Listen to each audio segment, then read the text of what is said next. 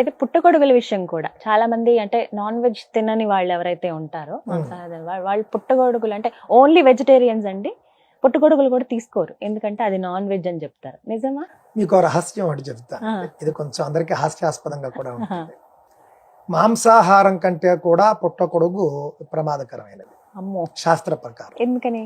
మాంసాహారం కంటే కూడా అది తక్కువ స్థాయిలో ఉంటుంది. ఇంకా మాంసాహారం ఏం తక్కువ చేయటం లేదు నేను, కానీ మాంసాహారం తినని వాళ్ళు పుట్టగొడుగును తింటే మాంసం కంటే కూడా మీరు పైకి వెళ్ళిపోయినట్లు లెక్క.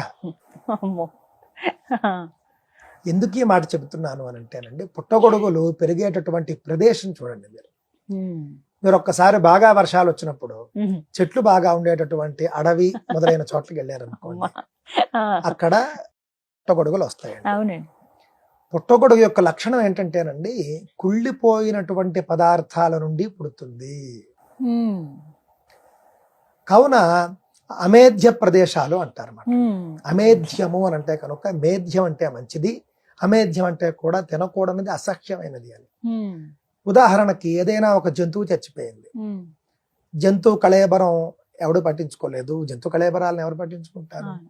చెట్ల కింద ఎక్కడో అది అలా ఉండిపోయి అలా కుళ్ళిపోతూ వర్షం పడ్డప్పుడు అక్కడి నుండి పుట్టగొడుగు ఉద్భవిస్తుంది.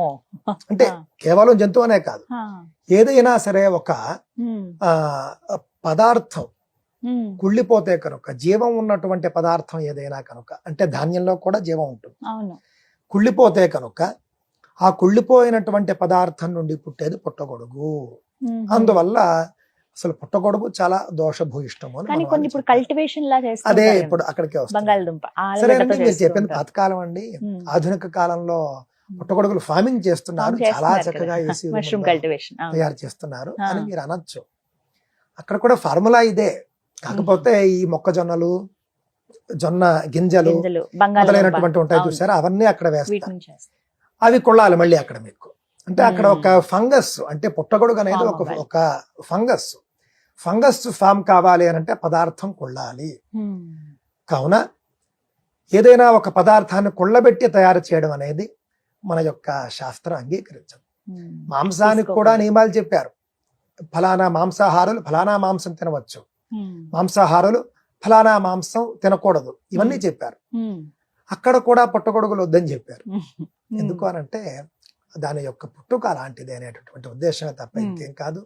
గుడ్డైనా పుట్టగొడుగైనా శాకాహారమా మాంసాహారమా అనే చర్చ కాకుండా ఈ విధమైనటువంటి చర్చ, ఏది తినచ్చు ఏది తినకూడదు అని చెప్పినప్పుడు పుట్టగొడుగు మరియు కోడిగుడ్డు, కోడి సంబంధమైనది ఏదైనా సరే దాంట్లోంచి జీవం వస్తుందా రాదా ఎంత కూడా అనవసరం. ఎందుకు అనంటే బాయిలర్ లో కూడా గుడ్డు తయారు చేయాలి అని అంటే కోళ్ల నుండి కొంత వీళ్ళ పదార్థాన్ని తీయాలి, అయిపోయింది అక్కడే.